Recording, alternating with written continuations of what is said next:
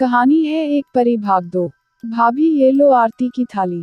देवकी के स्वर ने उसे मानो तंद्रा से खींचा। आरती की थाली में हल्दी कुमकुम के साथ दिया रख दिया। और क्या रखना चाहिए, कुछ छूट गया तो कहीं बेवजह वह बॉडम बेवकूफ से नवाजी न जाए। यह सोचकर वह अपनी तैयारी का अवलोकन करने लगी। मिठाई, हाँ, मीठे में क्या रखूं? सब वर वधू को मिठाई खिलाएंगे तो मीठा उनकी पसंद का होना चाहिए। वह मिठाई के डिब्बे में लगी रंग बिरंगी मिठाइयां देखकर फिर अतीत में खो गई। मम्मी, परी खाने को अच्छा अच्छा देती है न? शैशव शीरा की कटोरी को उंगलियों से चाटते कहता। तो वो समझाती, ना बेटा, ये सब कहानियां हैं, वास्तव में परी नहीं होती है। बिना उसे महापुरुषों की कहानियां सुनाती। पर उसे तो दादी रश्मि बुआ द्वारा सुनाई परियों का तिलस्म लुभाता। बिना के मुख पर कोमल स्नेहसिक्त हंसी आई। नन्हा शैशव अब बड़ा हो गया है। परियों को खोजने वाला बेटा कल सचमुच परी लेकर आएगा। उसके हाथ तेजी से धरा उठाई में लग गए। भाभी तुम थोड़ा सो लो, देवकी काकी कह रही थी, पर वह उन्हें कैसे समझाए कि आज तो नींद कोसों दूर है। उसका बेटा दूल्हा बना क्या कर रहा होगा? शायद जयमाला का समय हो। उसकी बहू कैसी लग रही होगी? गुलाबी जोड़ा होगा या फिर लाल जोड़े में सजी होगी, कितनी सुंदर दिखती होगी। शैशव बचपन में जितना मुखर था, बड़े होते होते उतना ही अंतर्मुखी हो गया। सुना है उसकी दुल्हन बड़ी मुखर है। उसकी निश्चल मुस्कुराहट और बातों ने शैशव का दिल जीत लिया था। रूप की भी वह धनी है। उसका संकोची बेटा अपनी दुल्हन को सबके बीच चोरी चोरी देखता होगा। माँ तुम ब्यूटी पार्लर जाया करो, सुनते हैं पार्लर जाने से लोग सुंदर होते हैं। उसे शैशव का बचपन फिर याद आया। साथ ही याद आए अपने पति के व्यंग्य बाण। तुम्हारी मम्मी को कोई पार्लर सुंदर नहीं बना पाएगा, जैसी है वैसी रहने दे। पार्लर की जिद छोड़ दे बेटा। रोमिल हंसते और उनका कहा खंजर बनकर सीने में धंसा चुभता। और देर तक रिश्ता पर जवाब देने का उसे समय नहीं रहता। प्रतिक्रिया देने को वह खाली कब रहती। ढेर सारी जिम्मेदारियों के बीच घिरी वह अपने रूप रंग पर किए आक्षेप सुनकर मौन धारण किए रहती। शैशव की रश्मि बुआ यदा कदा आती तो शुरू होती उसकी फैंटेसी, जिसमें परियां बढ़िया बढ़िया खाने को देती, पहनने को देती। वह कहानियों में उन परियों के साथ सुंदर नगरी की सैर करता। वह कल्पना के परों में बैठकर कभी जादू की छड़ी घुमाता, तो कभी परी सर हिलाकर उसके सामने सब हाजिर करती।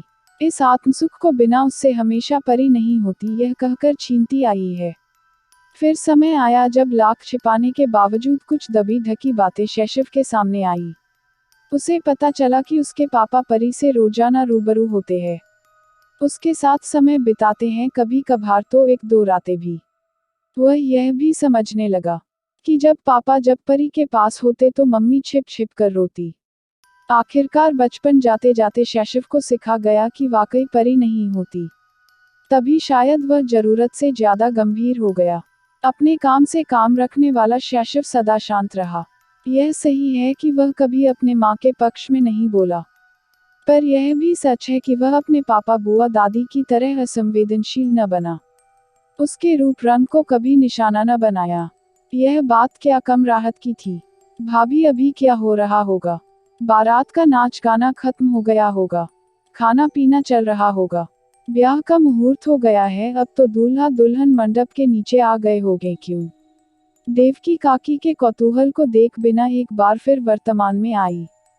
कल्पना में ही मंडप के नीचे बेटे को फेरे लेते तो कभी कोबर में देखती झपकियां लेने लगी कि तभी रश्मि जीजी का फोन आया। बिना तुम मजे से सो रही हो और हम यहाँ जागकर सब संभाल रहे हैं। यहाँ तुम्हारे लाडले ने नई जिद शुरू की है, कहता है नई बहू सीधा घर जाएगी। यह सुनकर बिना हड़बड़ाकर बोली, पर जीजी अब घर कैसे? पर वर छोड़ो, एक गाड़ी भेज रहे हैं, तुम उसी में बैठकर घर जाओ और सब तैयारी करो। हम घंटे डेढ़ घंटे में पहुंचेंगे। बदन में पोपोर दर्द होने के बावजूद उसने किसी तरह दौड़ दौड़कर आरती की थाली न्योछावर मंगल कलश कार में धरवाया। घर पहुंची तो अस्त व्यस्त बिखरा घर समेटा। बैठक से लेकर बेडरूम तक जितना हो सका संवारा।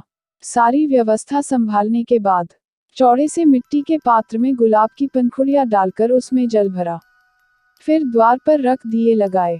आते ही होगे, सब आते ही होगे। इस मंत्र उच्चारण के साथ जल्दी से शीरा बनाया। देशी घी की महक पूरे घर में फैल गई थी। मिठाई के डिब्बे तो हड़बड़ी में गेस्ट हाउस में ही छूट गए। सो नई बहू का मुंह मीठा कराने के लिए शीरा ही जल्दी में बन सकता था। शीरा शैशिव को पसंद भी बहुत था। गाड़ियों के रुकने की आवाज आई। रश्मि जीजी नवदंपति को बाहर रुकने की हिदायत देकर भीतर आई, तो देखा घर की व्यवस्था संभालने में व्यस्त बिना साड़ी बदलना ही भूल गई। बिना का हुलिया देखकर रोमिल की त्योरियां चढ़ गई। वह आरती की थाली लिए सिकुचाती आई। दबे ढके शब्दों में तंज कसती रश्मि जीजी सहसा रुकी। शैशिव कह रहा था, मीनल, मैंने तुमसे कहा था ना कि मैं तुम्हें परी से मिलवाऊंगा। तो ये है मेरी माँ। बिना का जी हलक में अटक गया जब उसने अपनी और इशारा करते हुए शैशिव को देखा। वह सिहर गई और सब स्तब्ध रह गए। कभी न बोलने वाला बेटा आज बोल रहा था। माँ, कुआं पूजन के समय रस्म के मुताबिक मुझे आपके गले लगना था, पर मैं गले नहीं लगा। जानती हो क्यों? ऐसा करता तो सब्र का बांध टूट जाता। ये क्या कह रहा है बावले? रश्मि जीजी कुछ कहने को हुई पर उसने उन्हें इशारे से चुप करा दिया। बिना हैरान थी, ऐसा तो उसने कभी नहीं किया। शैशिव कह रहा था, माँ, तुमने बचपन से मुझसे झूठ बोला कि परी नहीं होती, जबकि तुम थी। मेरी हर खुशी का ध्यान तुमने सबसे पहले रखा। मेरे बोलने से पहले तुम मेरी पसंद का खाना सामने रखती, मेरे कपड़े धोती, प्रेस करती, मैं कब क्या पहनना पसंद करता हूँ ये तुम जानती, मेरे स्कूल का होमवर्क, मेरी सारी जरूरतों पर तुम ध्यान धरती। ये सब तो एक परी ही कर सकती है। फिर भी तुम कहती रही कि परी नहीं होती। बिना की आंखों से आंसू झरझर बह रहे थे। शब्द गले में फंसे थे, पर शैशिव अब भी बोल रहा था। मैं नादा बड़े होने पर समझा परी काल्पनिक होती है, पर यह समझने में वक्त लगा कि तुम तो प्रत्यक्षा थी। उसने होठों पर मुस्कान और आंखों में नमी लिए असहज माँ के हाथों को अपने हाथ में लिया। तब तो और भी अजीब स्थिति हुई जब नई बहू ने गले लगकर कहा, मम्मी जी, आपके बारे में इनके मुंह से बहुत सुना। मैं तो बहुत खुश हूँ आपको माँ के रूप में पाकर। यह सुनकर मंत्रमुग्ध सा अपनी नवविवाहिता को ताकता शैशिव बोला, थैंक्स। जो तुम मुझे हिम्मत न दिलाती तो मैं आज भी अपनी माँ से ये सब न कह पाता। यह सुनकर वह शरारत से बोली, अच्छा है, देर आए दुरुस्त आए। लोगों की सुगबुगाहटों और उनके विस्मयजनित भावों से बेपरवाह वह इत्मीनान से रश्मि, रोमिल और बिना की उठती गिरती पलकों को देख कहे जा रही थी, मैं तो इनसे कब से कह रही हूँ कि आपके प्रति जो भावनाएं हैं वो जाहिर भी कर दे, पर ये कहते थे कि हिम्मत नहीं है। कहते हुए उसने मनमोहक अदा से शैशिव को देखा, और शैशिव ने अपनी जान चुपके से अपनी दोनों पलकें झपकाकर नव विवाहिता पत्नी को कृतज्ञता ज्ञापित कर दी। वाकई एक परी ने उसके बेटे को बदल दिया। इस विचार के साथ बिना मुस्करा पड़ी। रश्मि जीजी कुछ कहती उससे पहले ही बिना की चचेरी बहन आरिका बोल पड़ी, भाई बधाई हो, इस घर में आज हमारी बिना का सास के रूप में जन्म हुआ है। रश्मि रोमिल स्याह चेहरा लिए वक्त की नजाकत समझकर हंसी के संवेद स्वर में सहयोग करने लगे। आरती की रस्म करवाती रश्मि जीजी बोली, अब क्या सारी बातें यही होंगी बिना? तुम तो भई वाकई भाग्यशाली हो, जो ऐसे बेटे बहू मिले। आरती की लौ को आंखों से लगाती हुई मीनल बोल पड़ी, भाग्यशाली तो मैं हूँ, जो ऐसी सासू माँ मिली। कहते हुए वह सावधानीपूर्वक कलश को पांव से गिराने लगी। बिखरे धान देखकर सहसा प्रतीत हुआ मानो घर की लक्ष्मी बिना के अस्तित्व और उसकी गरिमा के साथ गृह प्रवेश ले रही हो।